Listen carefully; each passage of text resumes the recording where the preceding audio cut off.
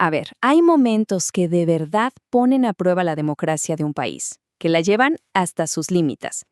Hoy vamos a desglosar uno de esos momentos clave, las elecciones de 2017 en Honduras, una crisis que sacudió los cimientos mismos de la nación.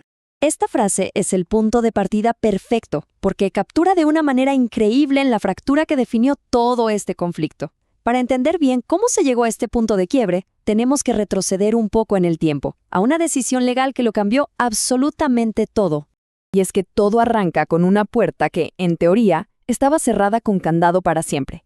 Una controversia constitucional que fue, literalmente, la chispa que encendió el fuego. Bien, para que se entienda bien, en el corazón de la Constitución hondureña existía algo conocido como un artículo pétreo. Pensemos en esto como si fueran los cimientos de un edificio, una cláusula intocable, tan fundamental que simplemente no se podía cambiar. Y una de esas cláusulas era la prohibición total de la reelección presidencial. No era un tema político más, era casi un tabú constitucional.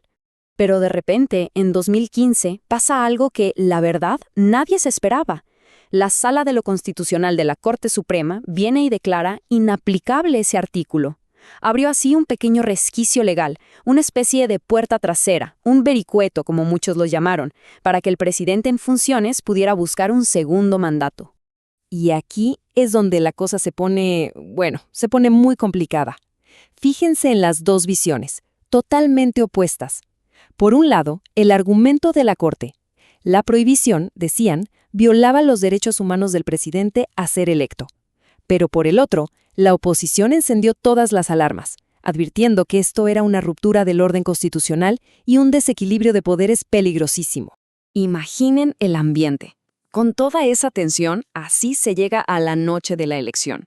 Una noche que pasaría a la historia por su silencio y por el caos que desató justo después.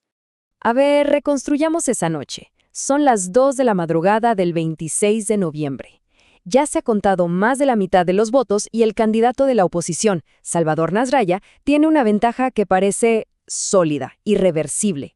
Y justo ahí, lo impensable. El sistema de transmisión de datos se apaga, se detiene, y le siguen 36 horas de un silencio administrativo absoluto. Imagínense la incertidumbre. Cuando el sistema por fin regresa, la tendencia había dado un giro de 180 grados, de una forma matemáticamente drástica. Y este gráfico es que habla por sí solo. Miren, aquí está la tendencia antes de la caída del sistema. Nasralla va por delante. Y aquí la tendencia después. Juan Orlando Hernández es ahora el puntero. El cambio fue tan, pero tan abrupto que, lógicamente, la gente empezó a sospechar. Se encendieron todas las alarmas.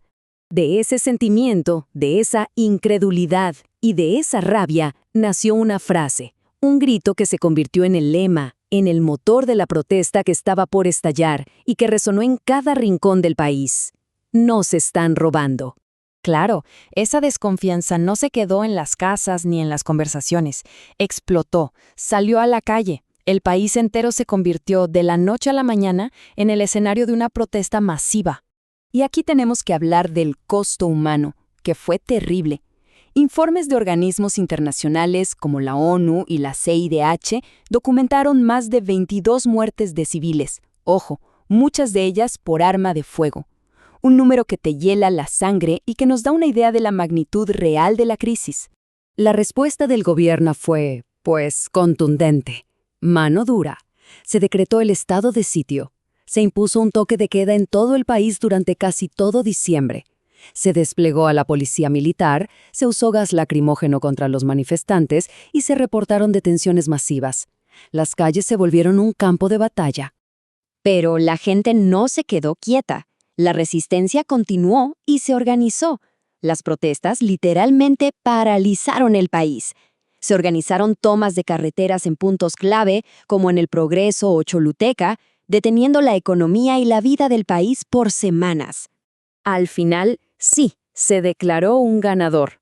Pero, y es un gran pero, el segundo mandato de Juan Orlando Hernández nació herido, con una mancha de duda, una sombra de ilegitimidad que lo acompañaría hasta el final. Se enfrentó al reto de gobernar sin el respaldo de una gran parte de la población. Y esta imagen, la de la toma de posesión, es quizás el mejor resumen de todo. Adentro del estadio, una ceremonia con una fuerte presencia militar y con las gradas prácticamente vacías. Afuera, en los alrededores, manifestaciones masivas chocando con las fuerzas de seguridad. Eran dos realidades, dos países, en un mismo momento.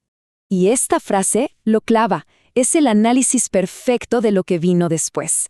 La crisis de legitimidad consumió al gobierno. La energía que debía usarse para sacar adelante al país se gastaba en defenderse, en justificarse y en mantener el orden, muchas veces por la fuerza. Pero bueno, dicen que de las peores crisis a veces surgen las lecciones más importantes. La experiencia de 2017 obligó a Honduras a mirarse en un espejo muy incómodo y a empezar a hablar de reformas urgentes. Entonces, la gran pregunta es, después de todo ese fuego, de todo ese conflicto, ¿qué quedó? ¿Qué se aprendió realmente de todo esto? Y creo que el punto crucial, la verdad más dura, es esta. La crisis demostró que la democracia no es solo ir a votar cada 4 años, es sobre todo confiar en las instituciones que organizan ese voto.